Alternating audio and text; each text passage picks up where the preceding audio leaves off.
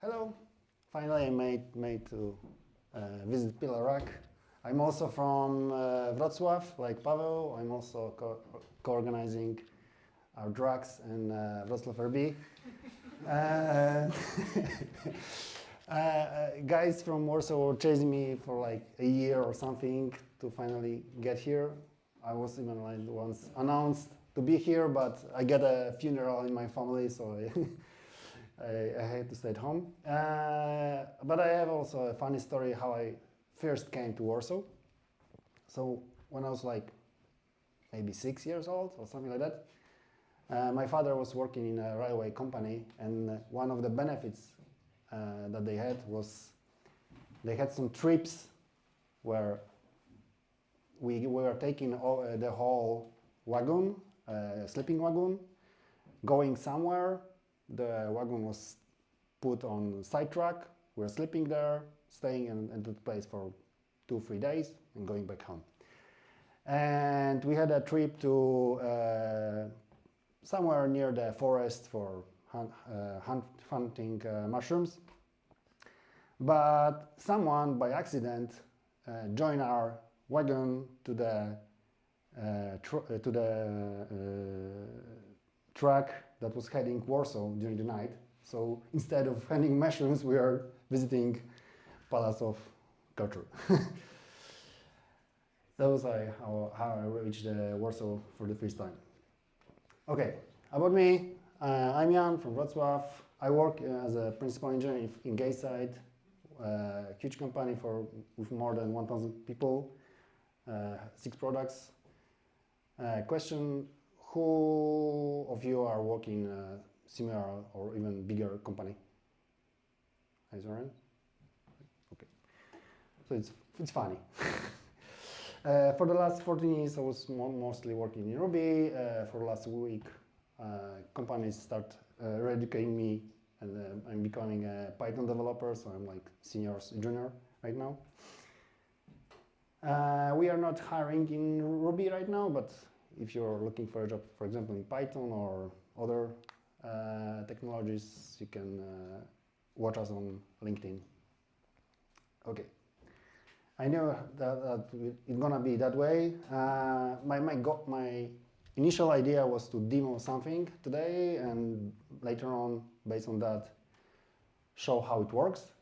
But I didn't manage to finish all the things that I wanted to present, so there will be no demo. You can think about it as like a beta version of the presentation, but I hope that the meet will be enough for you. Okay. Everyone has their own drugs.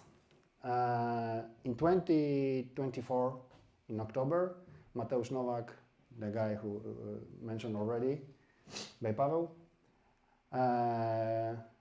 he's a Kotlin developer, but his drug is a Heroes of Might and Magic game. Raise your hand if you don't know what it is. Okay, everybody knows. So he really loves the game. And he has that much passion to the game that he also trying to re-implement the game using domain-driven design. And that's not enough. He even, sorry for that. That's one of the benefits working in a big company. Besides of re-implementing the game in domain-driven design, he also re-implements that in different technologies, multiple different technologies. So once he gave a try in Ruby, came to PLRUG Meetup, show us how he is doing this. And one of the things that he was using during the presentation was event modeling. Raise your hand if you know what is event modeling, or even use it. Okay. And that was the time, if you remember, that was the time when everybody got crazy about Copilot, GitHub Copilot and LLMs in general. But that was not for me. I was going crazy about event modeling since then. So I had a dream. And the dream was about what I wanted to demo today. Last year I was on an event modeling conference in Monaco, also in October. And they had an idea that you have a workshop that you are discussing with business people or other guys from the team how you want to make the software work. Behind the scenes, LLM is capturing your discussion and already modeling things on a screen. And under the hood, another LLM is already building the system and making it work. And this is my dream. And today I want to present you the part how I'll be preparing the foundation of the architecture of the code base. The rest is basically to get all the missing pieces, a few missing pieces, and connecting things with MCP, and it should work. But there will be no demo, so you have to believe me that this is possible. Okay, this is basically most of the thing that you need to know about event modeling. The event modeling itself is worth the full presentation. I will just describe the most important parts. So event modeling tries to model the business. Every business process could be probably modeled with this technique. And this technique believes that everything could be actually presented with just two patterns. One pattern is here. It's a command. So command takes an action. It could be like from the UI. It could be from some automation. But there is an action, the intent, what we want to change in the system. And this intent is represented by command. The command has a name, some attributes, that's all. And the way how the command ends up is it saves some fact, what happened. Also with the name, in past tense, with some data, that's all. That's a full pattern, command pattern.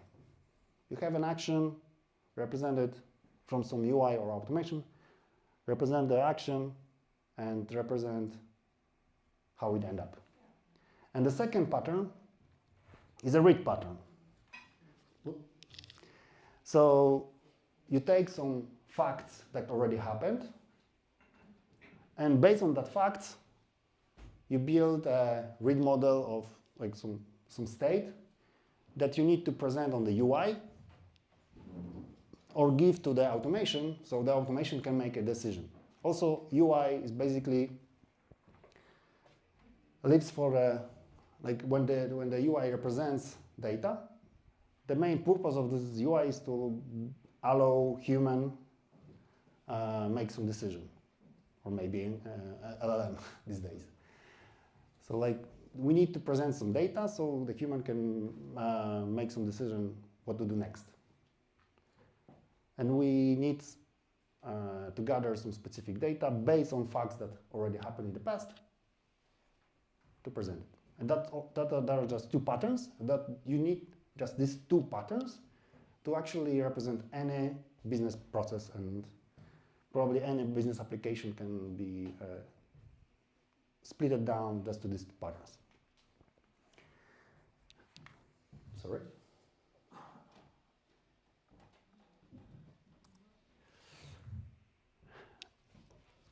There are a few nice tricks that also comes with event modeling that are worth to mention. For example, event modeling allows you to get rid of Jira or whatever ticket management system you are using. Why?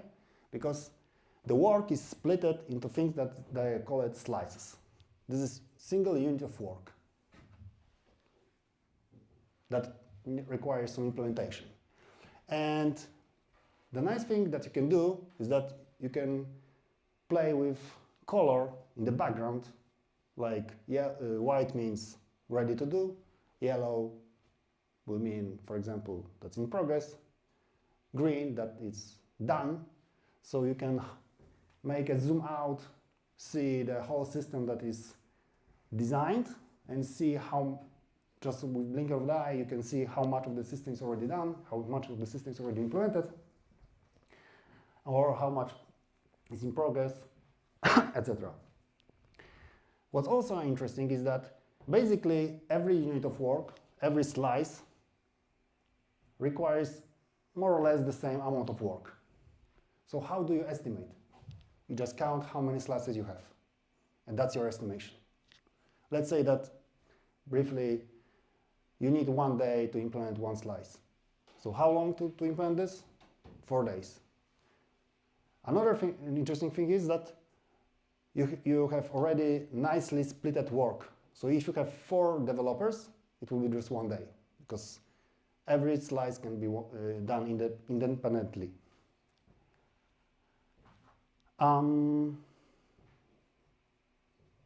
There are more things about notation as it's worth the whole presentation. For example, this notation can be used also to write tests or some different cases that can happen within the single slice.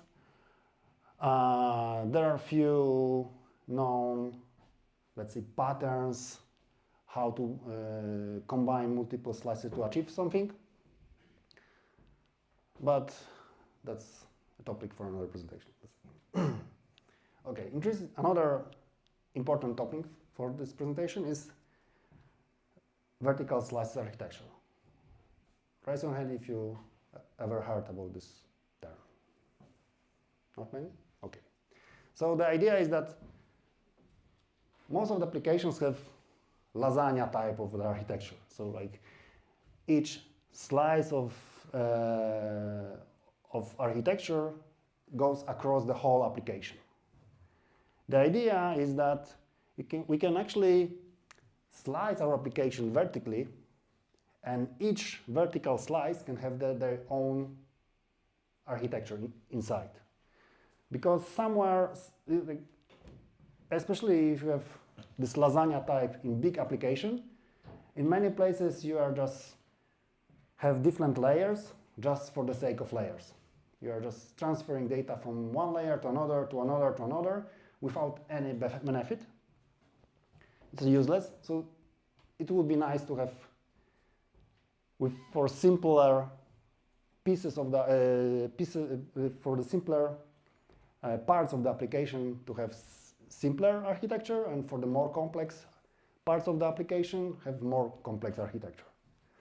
And we can go to the bigger extreme, and like the idea itself, vertical slice architecture, does not say how big is the slice, how wide is the slice.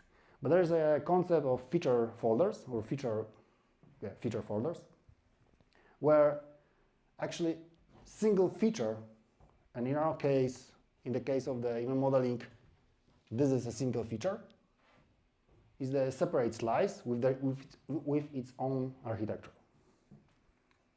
So each feature will be completely separated. Okay, so how to achieve this in code base?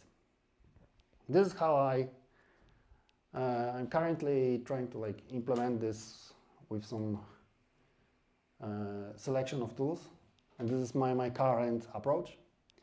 So I have an entry point with some, is it visible out there? Okay, cool. So I have my entry point. Maybe I will make an upgrade during the break.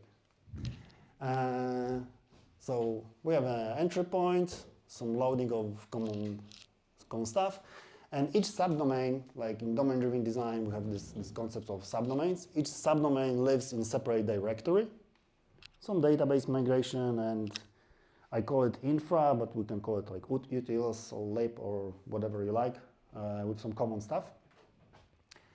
And in the subdomain, I have because I'm using Flex, very nice library to write HTML in Ruby.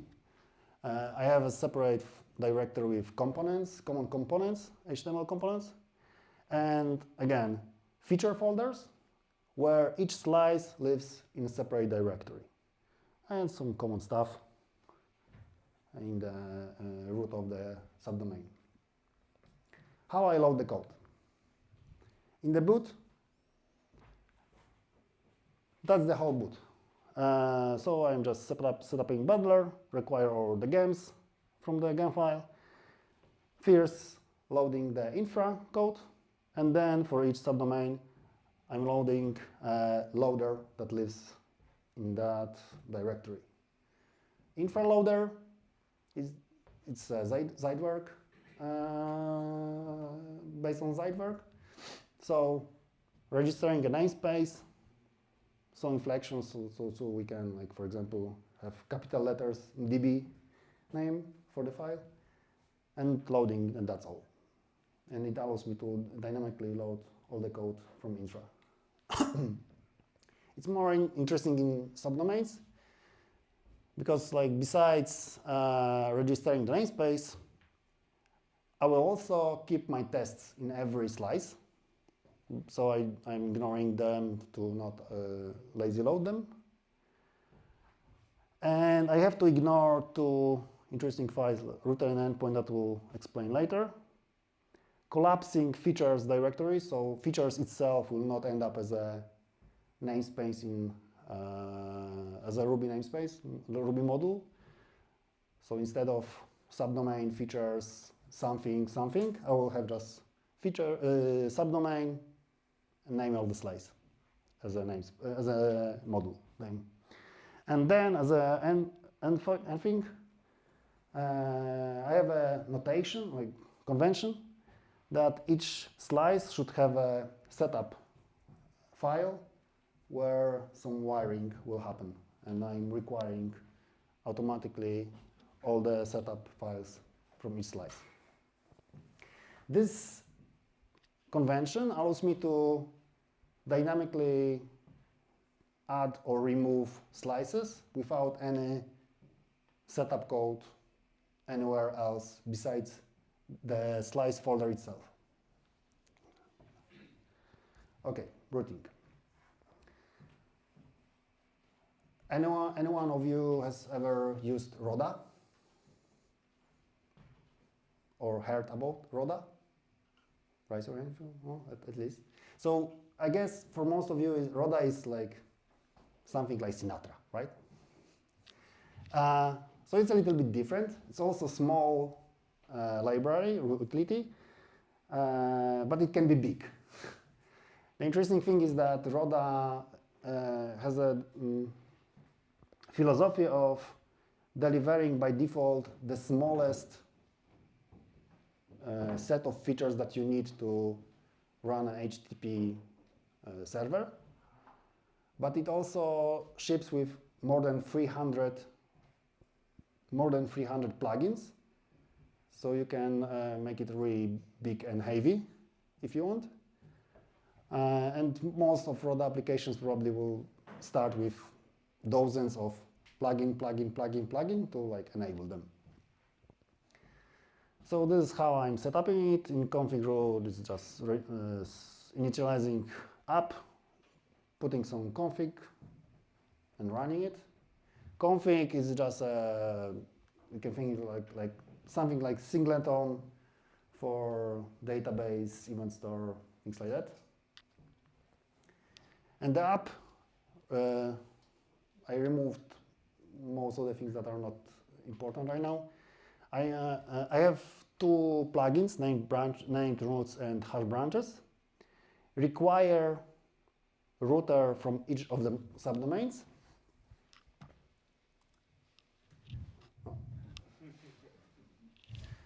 Require router from each of the subdomain. And in the routing tree, the interesting fact of Roda is that it allows to build a nested routing tree, and the way how it's evaluated. So instead of like in Race, we have in Race we have centralized routing, and the code that actually is executed lives somewhere else. In Roda, it's one thing, routing and code of the controllers. It's single thing.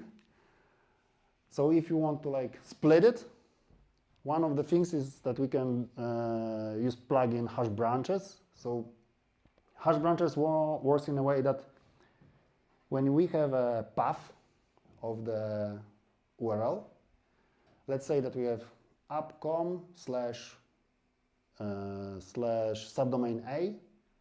When he finds the subdomain A, help me, this phrase, it will load, or if we already registered such a branch somewhere else, it will load that branch. If not, it will start evaluating later on, and then as soon as he will find something that's not matches. And the router in subdomain explains why we had to ignore it in Zeitwerk loader, because the way how Roda allows you to split single file into smaller files is by reopening the class. As you can see, it's still the same class app. So, So this hash branch definition actually happens in the same class as it was here. It's just reopened, but in this separate file. So it breaks the convention that Zeitwerk requires, so we had to ignore it so it doesn't fail. And here, again, I'm requiring endpoints from each of the slices. So that allows me to achieve decentralized routing. Each slice is able to, on its own, define at which path it will be accessible. Instead of having it in centralized place, we are telling whenever you're adding a feature, inside the feature, define at what kind of a path it will be accessible. And here, because I'm using HTMX, something similar to Turbo, I guess, or Hotwire, I'm using a trick that whenever we are making a request with special header that HTMX is adding, actually execute the route from the slice. Otherwise, just render a layout, and later on layout will trigger the routing for the current path that we are trying to access. And endpoint in a slice defines a route. So that comes from the plugin named routes in Roda. So here we are executing this specific route. So defines a route and handles all the logic that should happen on the route. Layout. As I said, I'm using HTMX and Flex. So this is HTML written in Ruby. I hope that you have the same love for the Flex as I have. And I'm using the trick that by default the layout, because it's for the regular refresh or hitting the path directly, it will just say loading. And when I need to open a specific component, a specific slice, I'm saying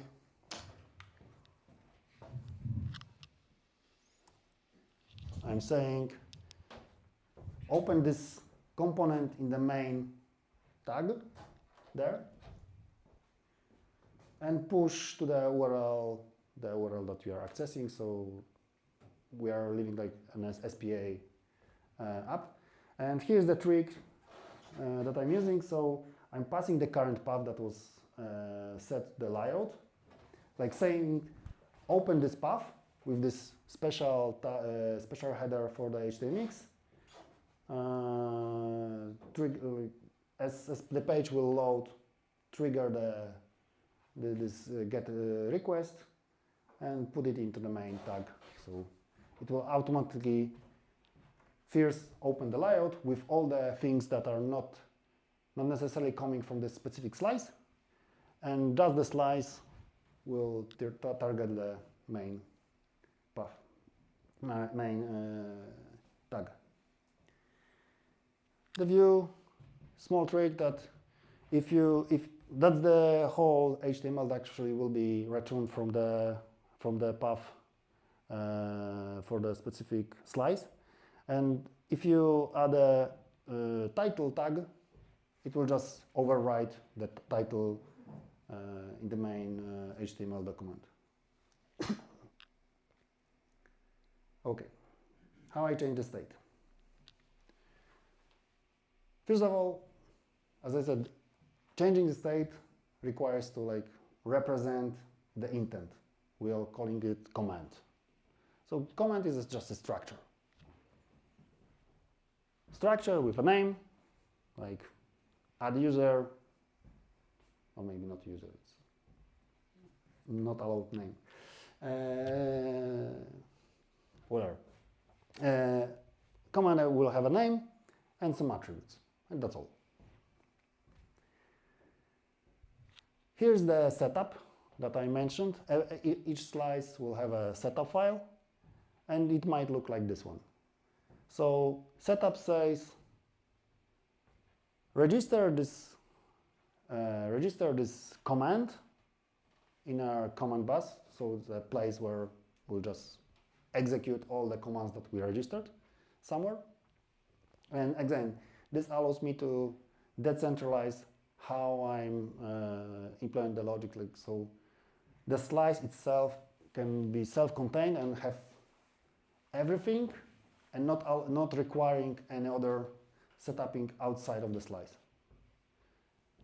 Whenever I need to add a new feature, all the things that I need to add will live in the slice folder. Nowhere else. And for this command, execute this piece of code. It's a command handler, it's some common code saying the business logic will live in the decider. I'm using also DCB that Pavel was discussing. So here I'm passing DCB context. So load all the events with these names and with these tags. Command handler, that will be probably the most complex code here. It's split on a few slices. So as you have seen, it's like passing decider events tags, saving them. Then how I'm executing the command. First, I'm building a query for DCB. So my dear event store, take all the tags with these types. And I'm again setting some convention that command, like that, when I call the command with the tag, it should return me some value.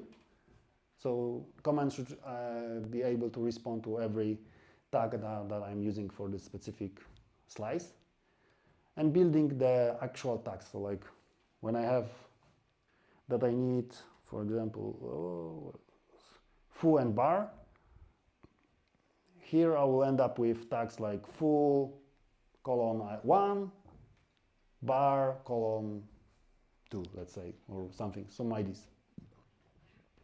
So I'm saying, like, fetching all the events of specific types and specific tags.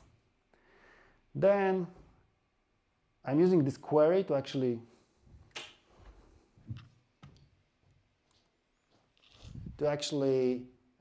read them from the event store. And I'm also remembering the last position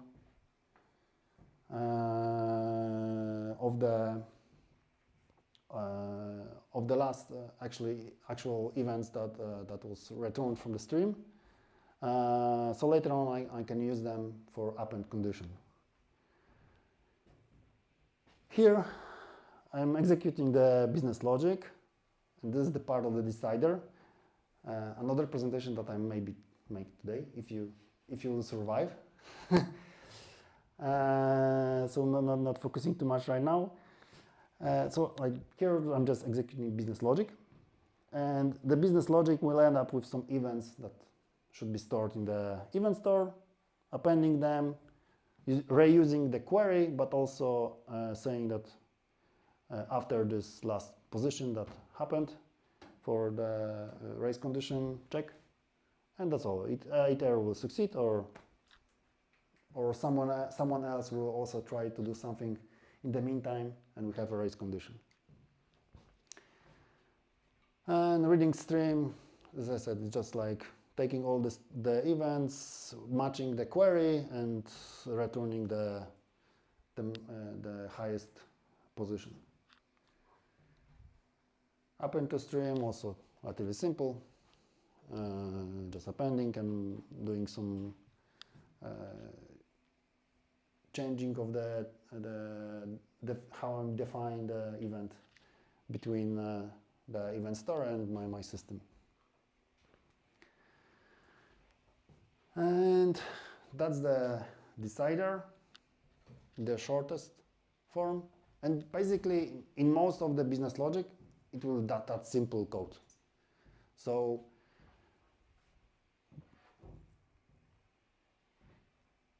to make it short, decider is a pattern that handles business logic, and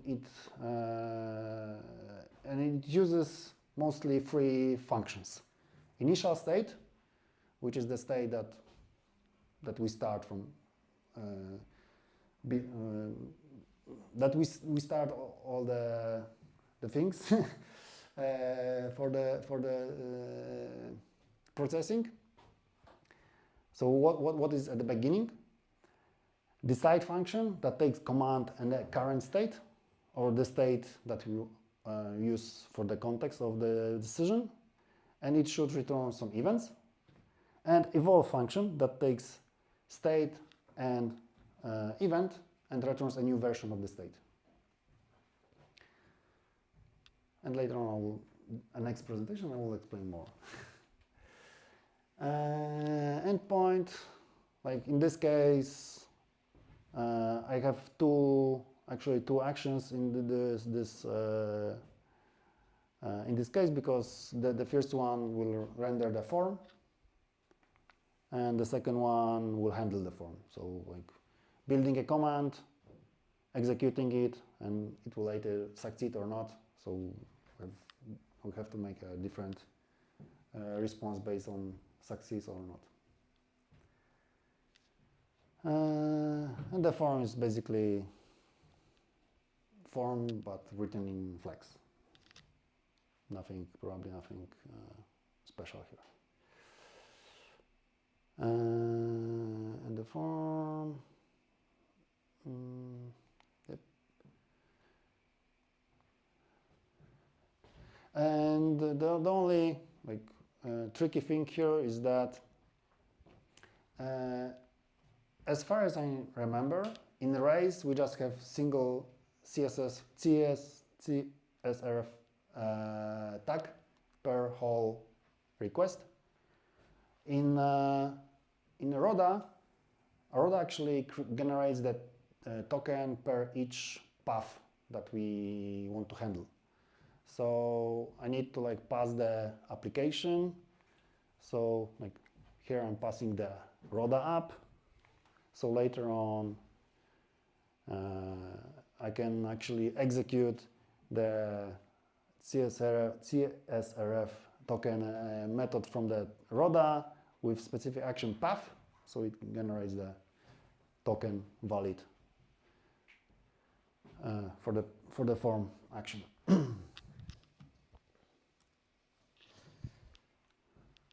Okay, reading state. Again, in case of the command, we have a command. In case of a query, we have a query. And it's also a struct with a name, some properties that we need to use to query the system. We are calling the query bus with specific query, passing maybe some IDs, maybe some like limit, page, etc.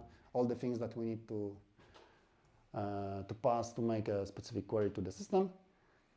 And we either have some results or not. And again, use the flags to present them.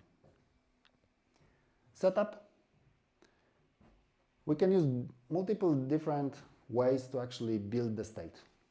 And that all, the thing at its own could take a big presentation probably.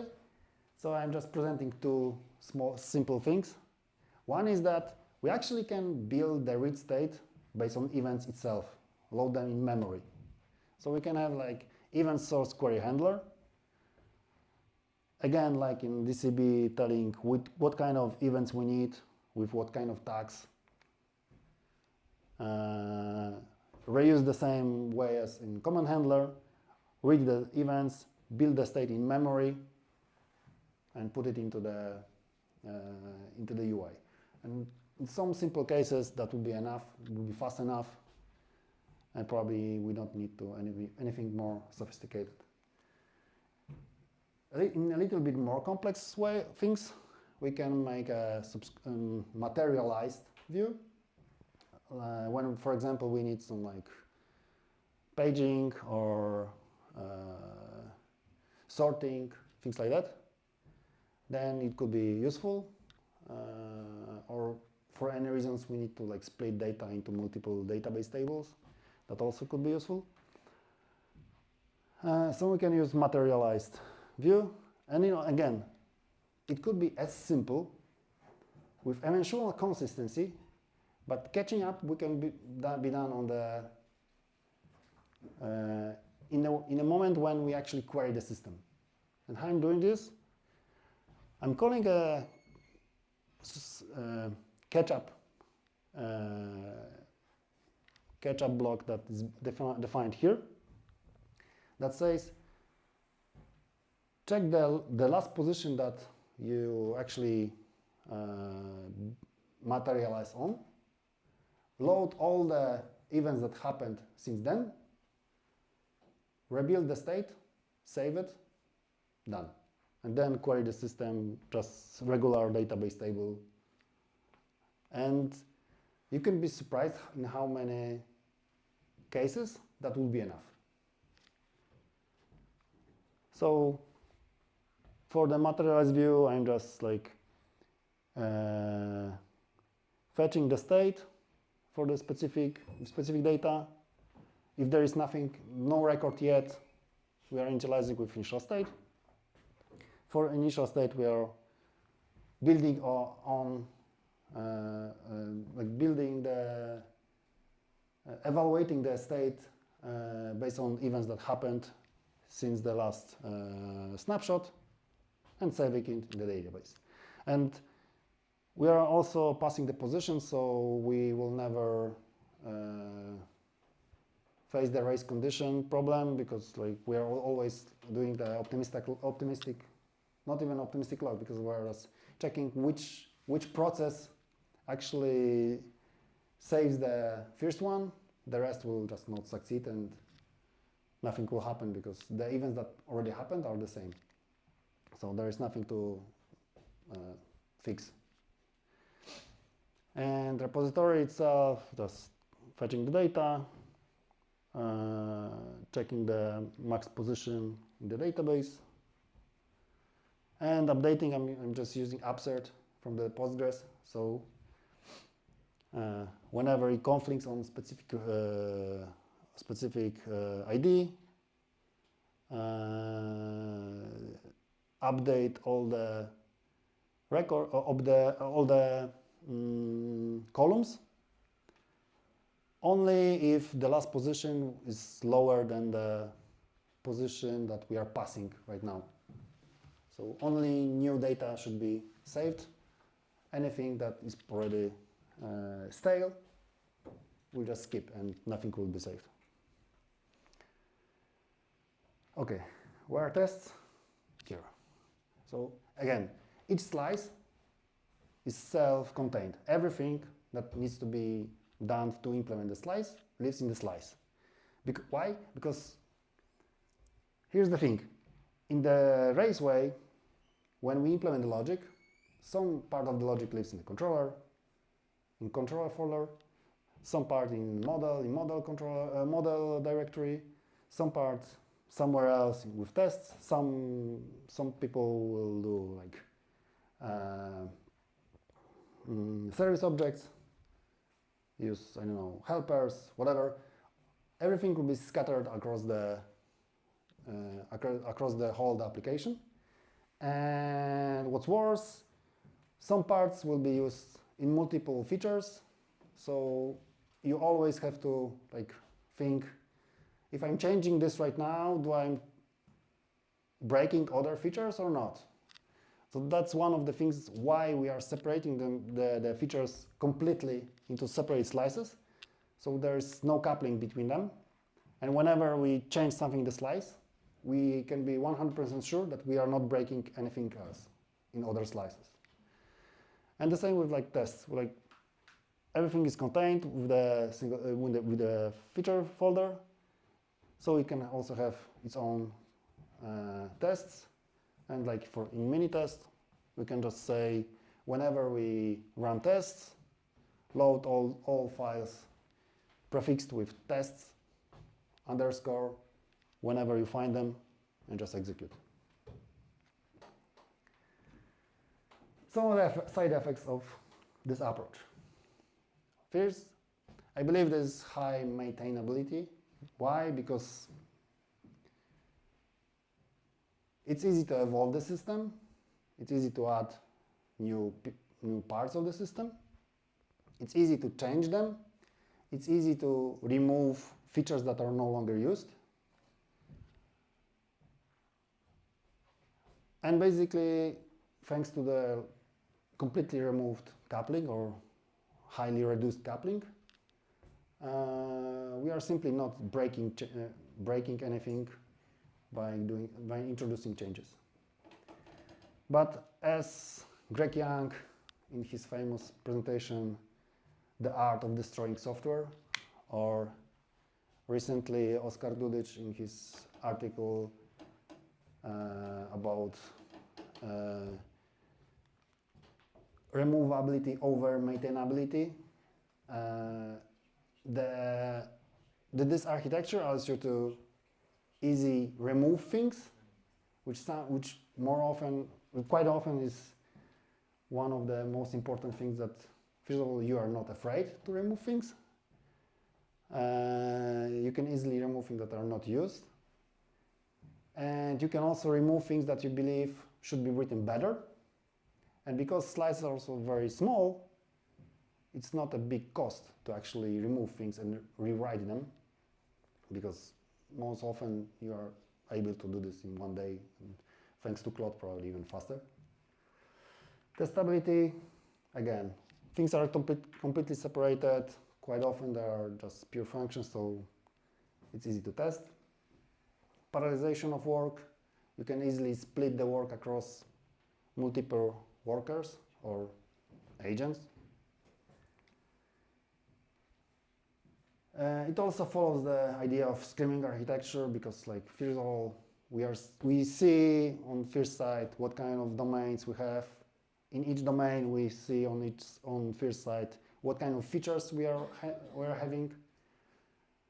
So it's like screaming architecture is telling us on first sight what actually this application does and what it can do. It should be easy on board, because like there are some conventions. One of the things that I like the most in RISE is convention over configuration, and I'm trying to follow here this. But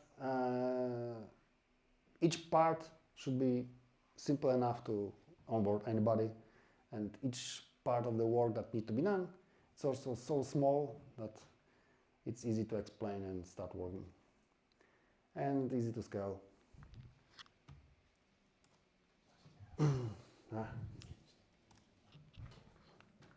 Okay, what stack I'm using here?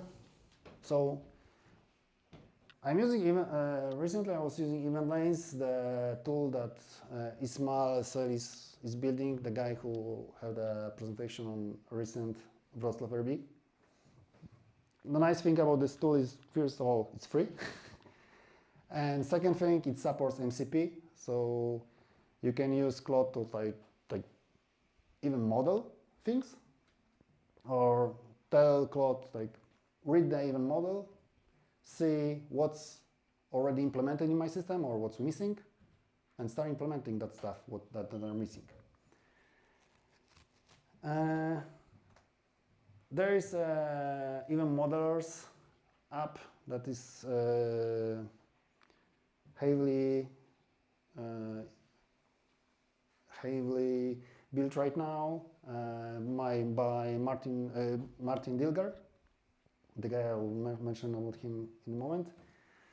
Even modeling AI tooling that is not yet available, but it's promised that be available soon for free also by Adam Dimitruk. He's the guy who actually invented even modeling. Proof board, something that recently was released, and probably many others. The fun fact is that actually the community of event modeling is growing quite fast, and a lot of guys are building the tools right now. So with more time, probably we'll have free good tools also supporting building stuff with AI tools. Zeitwerk to handle all this requires. Roda, the same stuff probably can be achieved with Rails. It could be hard with this decentralized routing, but quite a lot of could be already be done quite easily. Mentioned Ismail, he was presenting how he is doing the stuff with his own tooling, and I know that he builds his framework on top of RUG itself, so that's one of the options. I'm using SQL because I don't need this model stuff that Active Record comes. I just need to way to communicate with database with some querying, handling SQL injections, DB pool, etc. Nothing more. And SQL is very flexible for that. It's also, it has very steep curve of learning because many things are not, the way how it's documented makes it quite hard to actually learn. But Claude is very it doesn't make many mistakes in explaining how it works or giving some snippets how things should be implemented if you know what you want to achieve. So it's much better right now. I'm using N57. Pavel already mentioned UmaDB and Axon Server as alternatives if you need better performance or something more production ready, let's say. HTMX and Flex. I've seen a guy from .NET community who was also using the same stuff but in .NET, and he was putting JavaScript directly in slices, so that's also possible if you don't like HTML in Ruby.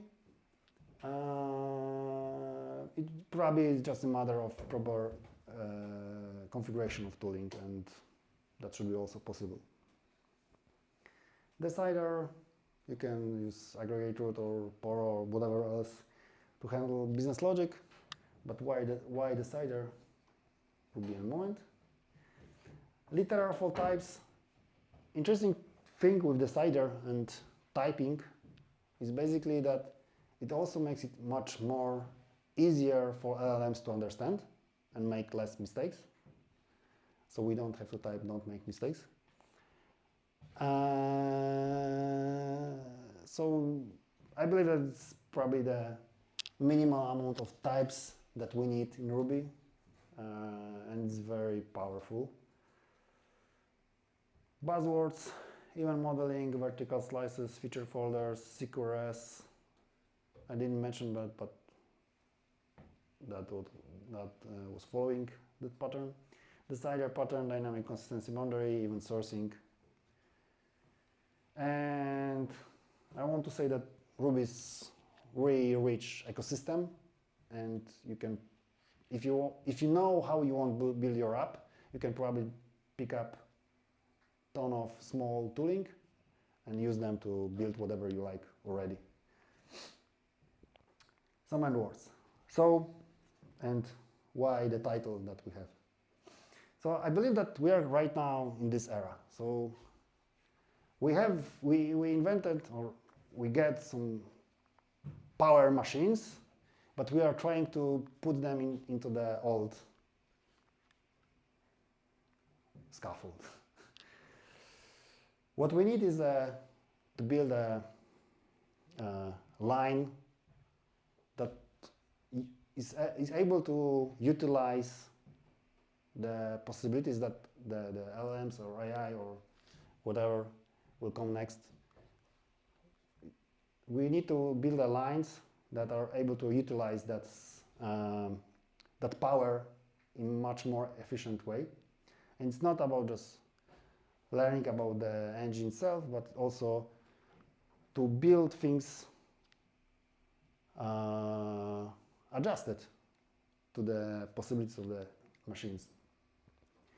And probably I'm not saying that this is the best or the only way how we can achieve this, but probably we need to unlearn the way how we are building software already and start finding not only what kind of skills we can write in Markdown, but also how we truly can build software in a way that it will allow us to parallelize the work, build it fast, like build factories instead of just putting engines into our muscles. Some people to follow. Adam Dimitruk is the guy who coined event modeling. Martin Dilgar is the guy who heavily supports Dimitruk right now in shaping the community. These two guys also run a podcast about event modeling and event sourcing. And Martin is an author of a book that also explains a little about event sourcing and event modeling. Mateusz Nowak from Wrocław also says something interesting from time to time. Allard Bush is the author of Axon Framework, currently CEO of, as I remember, CEO of Axonic company. Mark Klefter, one of the important guys from Axonic, he also shares a lot about concepts. And the book, if you want to literally learn about event sourcing, probably there is no better book right now that explains event sourcing itself. Also using event modeling, there's a big chapter about it. Just buy if you want to read it, buy the digital format, because since the release there was a lot of new content that's available, of course, only in digital format, not in paper.